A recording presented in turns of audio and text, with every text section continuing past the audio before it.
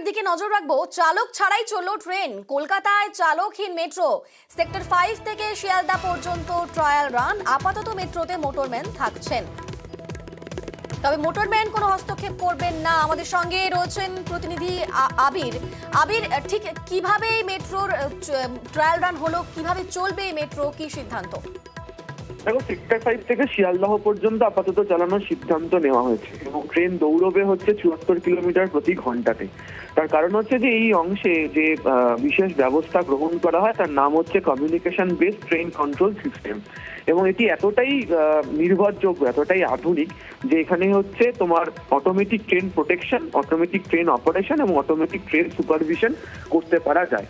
ফলে আগামী দিনে কলকাতাতে চালক ছাড়াই মেট্রো চালানোর ক্ষেত্রে কোনো ধরনের অসুবিধা নেই এবং কার্যত আজকে তার পরীক্ষাও করা হয়েছে। তবে যাত্রীদের ভরসার জন্য বা সাহস যোগানোর জন্য অনেকেই বলছেন যে আপাতত মোটরম্যান থাকবেন, তিনি তার কেবিনেই থাকবেন, তবে তিনি কোনো কাজ করবেন না, গোটা বিষয়টাই তিনি পর্যবেক্ষণ করবেন। আজকে একাধিকবার এই ট্রায়াল হয়েছে, সেক্টর 5 থেকে শিয়ালদহ পর্যন্ত বিভিন্ন সময় চালিয়ে দেখা হয়েছে এবং এক্ষেত্রে যিনি মোটরম্যান, যিনি কেবিনে বসেছিলেন বা মেট্রোর যারা স্টাফ বসেছিলেন তাদের কাউকেই কোনো ধরনের হস্তক্ষেপ করতে হয়নি। একদম যথাযথ সিগন্যাল মেনে ট্রেন স্টেশনে থেমেছে, প্ল্যাটফর্ম স্ক্রিনিং ডোর খুলে গিয়েছে, আবার বন্ধ হয়েছে এবং ট্রেন দৌড়তে পেরেছে। আগামী দিনে তারা চাইছেন মেট্রো কর্তৃপক্ষ যে কলকাতার বাকি মেট্রো অংশগুলোতেও এই পদ্ধতি চালু করার জন্য আধুনিক রেক এবং communication based train signalling system সমস্ত জায়গাতে হয়ে যাওয়ার পর সেখানেও চালানোর ক্ষেত্রে কোনো বাধা থাকবে না।